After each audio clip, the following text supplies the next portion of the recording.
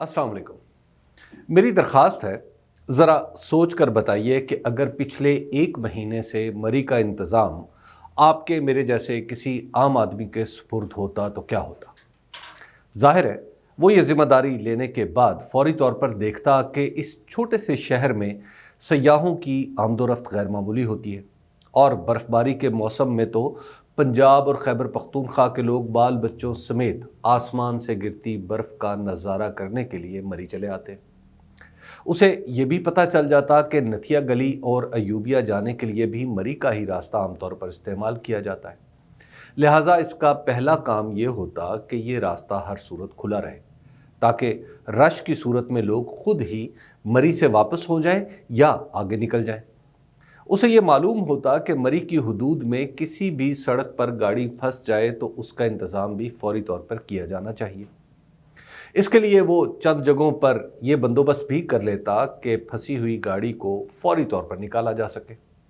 वो नथिया गली के मुंतजिम से भी राब्ता करता और उसे बताता कि बड़ी तादाद में सयाह मरी पहुंच चुके हैं और नथिया गली भी जा सकते हैं, इसलिए सड़क की सफाई का बंदोबस्त किया जाए। उसे मरी की तरफ आने वाली गाड़ियों के आदादो शुमार एक्सप्रेस वे पर कायम टोल प्लाजा से बआसानी मिल जाते। जब वो देखता कि आने वाली गाड़ियों की तादाद गैर मामूली है तो उन्हें मुख्तलिफ इंतज़ामी इक़दामात के लिए मरी में दाखिले से पहले ही रोकता।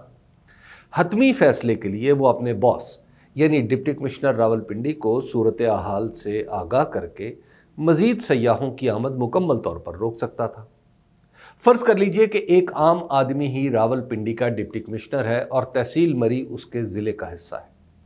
ऐसे में जाहिर है कि उसने भी मरी की इंतज़ामिया को वक्त से पहले मुतहरिक करना था, वहाँ दाखिल होने वाली गाड़ियों और बर्फ़बारी के बारे में रिपोर्ट लेना थी।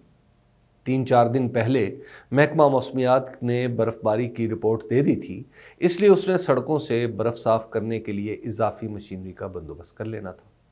ये सब वो काम हैं जिनके लिए किसी को अफलातून होने की ज़रूरत नहीं, बस हर शख्स अपनी सूझबूझ से ये सब काम कर लेता है। अगर वो ये काम न कर सकता तो ऐसे शख्स पर नालायकी का हुक्म लगाकर उसे आइंदा किसी भी जिम्मेदारी के लिए नाअहल समझ लेते। ये तो थी एक आम आदमी की बात। अब ज़रा बताइए कि यही इंतज़ामात अपने तय लायक फ़ायक तजर्बाकार लोगों के सुपुर्द किए जाएं और नतीजा ये निकले कि बर्फ़बारी से सड़कें बंद हो जाएं, नकलो हरकत मुमकिन ना रहे, मज़ीद गाड़ियाँ रोकी ना जाएं या बहुत ताख़ीर से रोकी जाएं, बर्फ़ हटाने वाली मशीनें मौजूद हों मगर इनको चलाने वाले घरों में बैठे हों, रात भर सिफर से भी कम दर्जा हरारत में सैकड़ों लोग बग़ैर किसी मदद के छोटे छोटे बच्चों के साथ गाड़ियों में बैठे रहे हों, सुबह हो तो उनमें से 22 अफराद सर्दी के भेंट चढ़ चुके हों, तो फिर इन तजुर्बाकारों को आप क्या कहेंगे।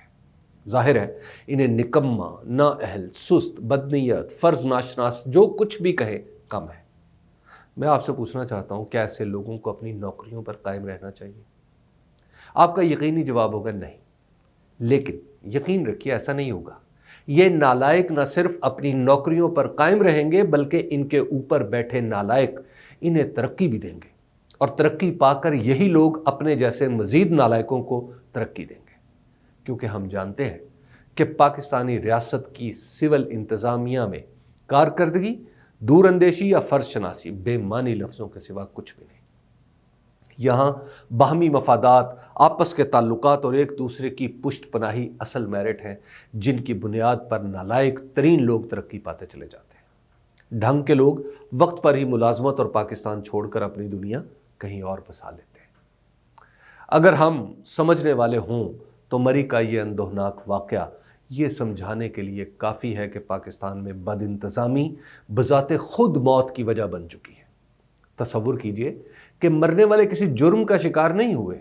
ऐसा भी नहीं था कि मरी में कहत पड़ गया था। वो अपने शहरों से अपनी गाड़ियों में मरी तक पहुंचे थे। वो खुशहाल लोग थे, उनके पास पैसे कम नहीं थे कि वो अपनी ज़रूरत की चीज़ें खरीद ना सके। उनके साथ सिर्फ हुआ ये कि जिस रियासत को ये दिन रात जागता हुआ समझ रहे थे वो अपने दफ्तरों में बैठी सो रही थी। इस दौरान चंद घंटों के लिए रियासत का कंट्रोल ख़त्म हुआ और उनकी ज़रूरत की हर चीज़ असल कीमत से 200 गुना ऊपर चली गई। ये वो सूरत है जिसमें बड़े से बड़ा दौलतमंद मुसाफिर भी فوری طور پر پیسوں کا بندوبست نہیں کر سکتا۔ اس کے ساتھ دوسرا عذاب یہ نازل ہوا کہ انتظامیہ راستے کھلے رکھنے کا اپنا بنیادی کام بھی نہیں کر سکی، یعنی وہ لوگ جو اپنے بچوں کے ساتھ خوشی منانے گئے تھے اس قابل بھی نہ رہے کہ اپنے گھر لوٹ سکیں۔ راستے بند ہونے سے ان کی حالت تاوان کے لیے اغوا ہونے والوں جیسی ہو گئی، اور جس کا بس چلا اس نے ان سے تاوان وصول کیا۔ کسی نے بستر کا کرایہ 20,000 مانگ لیا تو کسی نے ابلا ہوا انڈا 800 روپے میں بیچ کر ان مجبوروں سے بھتہ وصول کر لیا۔ کئی لوگ ہیں جو سمجھتے ہیں کہ مری میں جو کچھ بھی ہوا اس کا ایک سماجی پہلو بھی ہے کہ وہاں کے کچھ رہنے والوں نے مجبوری سے فائدہ اٹھانے سے بھی گریز نہیں کیا۔ کچھ یہ خبر لائے ہیں کہ گاڑیوں میں ہیٹر چلتا رہنے سے کاربن مونو آکسائڈ جیسی جان لیوا گیس نے تباہی پھیلائی۔ اس واقعے کے یہ دونوں پہلو حقیقی ہونے کے باوجود اصل واقعہ سے متعلق نہیں۔ اس کی وجہ یہ ہے کہ لوگ شوق سے گاڑیوں میں نہیں بیٹھے تھے، بلکہ اس لیے بیٹھے تھے کہ انتظامیہ کی نااہلی نے حالات ایسے پیدا کر دیے تھے۔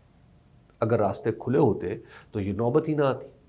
دوسرے، ہمیں یہ نہیں بھولنا چاہیے کہ جب نالائکی کسی معاشرے میں پنجے گاڑ چکتی ہے تو پھر دلائل اسی طرح کے ہوتے ہیں کہ فلاں کو فلاں جگہ جانا ہی نہیں چاہیے تھا، اسے یہ کرنا چاہیے تھا، یہ نہیں کرنا چاہیے تھا۔ بالکل ویسے ہی جیسے سیالکوٹ موٹر وے پر ایک خاتون کے ساتھ زیادتی ہوئی تو پولیس والوں نے کہا وہ رات کے وقت وہاں کیوں گئی تھی؟ اگر نہ جاتی تو یہ حادثہ ہی نہ ہوتا۔ ثانیہ سائیوال میں ماں باپ کو بچوں کے سامنے مار دیا گیا اور پوچھا گیا کہ وہ ایک مشکوک آدمی کی گاڑی میں کیوں تھے۔ مری واقعے پر ایک رد عمل حکومت بھی دے رہی ہے، یعنی مرنے والوں کے لواحقین کی تالیف قلب کے لیے انہیں کچھ پیسے ادا کیے جائیں گے اور مری کو ضلع بنا دیا جائے گا۔ جہاں تک پیسوں کا تعلق ہے تو حکومت کو ادا کرنے چاہیے، کیونکہ اموات خالصتاً حکومتی نااہلی کے باعث ہوئی، لیکن بہتر ہو کہ قومی خزانے کی بجائے اس واقعے کے ذمہ داروں کی تنخواہوں سے کاٹ کر پیسے ادا کیے جائیں تاکہ آئندہ سرکاری ملازم کم از کم اپنے بنیادی فرائض تو ادا کریں۔ جہاں تک مری کو ضلع بنانے کا فیصلہ ہے تو اس سے کیا ہو جائے گا؟ آخر ایسا کون سا کام ہے جس کے لیے ضلع بنا کر وسائل برباد کرنا ضروری ہے؟ اگر ہماری سول انتظامیہ کسی قابل ہوتی تو اس کے لیے تحصیل کا ہونا بھی کافی ہے۔ نالائکوں کو ضلع کیا صوبہ یا پورا ملک بھی دے دیں، وہ اسے بد انتظامی کا جہنم ہی بنا دیں گے۔